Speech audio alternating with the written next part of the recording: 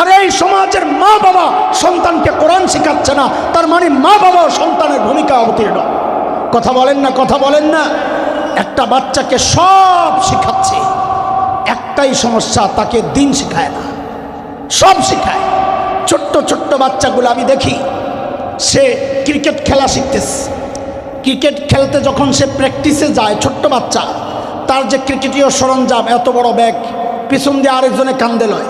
সে যখন এগুলো বডিতে জড়ায়, যেন চাঁদের দেশে যাইতেছে, পিচ্ছি পোলাটা ব্যাটটা লইয়া হেলমেট লাগাইয়া প্যাড ব্যাট পরে দৌড়াইতে পারে না, এমন করে। ওর শরীরে চাপ পড়ে না। ওরে আর্ট শিখায়, অঙ্কন শিখায়, চিত্রাঙ্কন, ওর মাথায় চাপ পড়ে না। ওরে ডান্স শিখায়, ওর মাথায় চাপ পড়ে না। ওরকে নানান সঙ্গীত শিখায়, নজরুল, রবীন্দ্র, আরও কত কি শিখায়, ওর মাথায় চাপ পড়ে না। কেউ কেউ কারাতেও শেখায় বাচ্চারে আত্মরক্ষার জন্যে, ওর মাথায় চাপ পড়ে না। ওরে এই স্পেশাল ইংরেজি বলার জন্য যেই কোচিং কোর্সগুলো আছে ওগুলা শেখায়, ওকে কম্পিউটার শেখায়, স্কিল ডেভেলপমেন্টের নামে ওকে কত কিছু শেখায়া মা বাবা তাকে যোগ্য করার চেষ্টা করছে। অথচ এই সন্তানটা কালিমা জানে না, এই সন্তান নামাজ জানে না।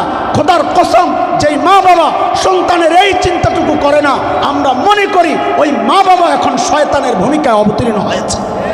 মা বাবাও নিজে হাতে ধইরা সন্তানকে তার রব থেকে বিচ্ছিন্ন করতেছে। অস্বীকার করতে পারবে? যারা যারা সন্তানকে দিন শেখাচ্ছেন না, প্রত্যেকে শয়তানের ভূমিকায় অবতীর্ণ হয়েছে। শয়তানের জীবনের চূড়ান্ত টার্গেট বান্দাকে রব থেকে বিচ্ছিন্ন করা।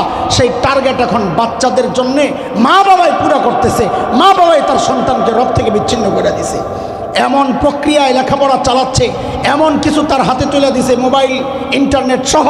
একটা বাচ্চা আল্লাহদ্রোহী হওয়ার জন্যে, দিনদ্রোহী হওয়ার জন্যে, নাস্তিকার মুরতাদ হওয়ার জন্যে যা যা উপকরণ আছে সব মা বাবা সন্তানের হাতে তুলে দিছে।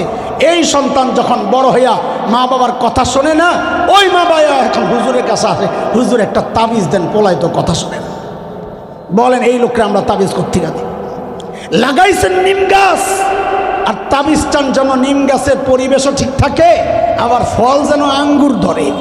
এই তাবিজ আছে নাকি দুনিয়ায়?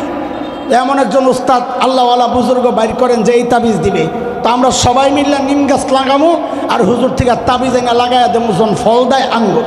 সিস্টেম আছে? কথা বলেন আছে?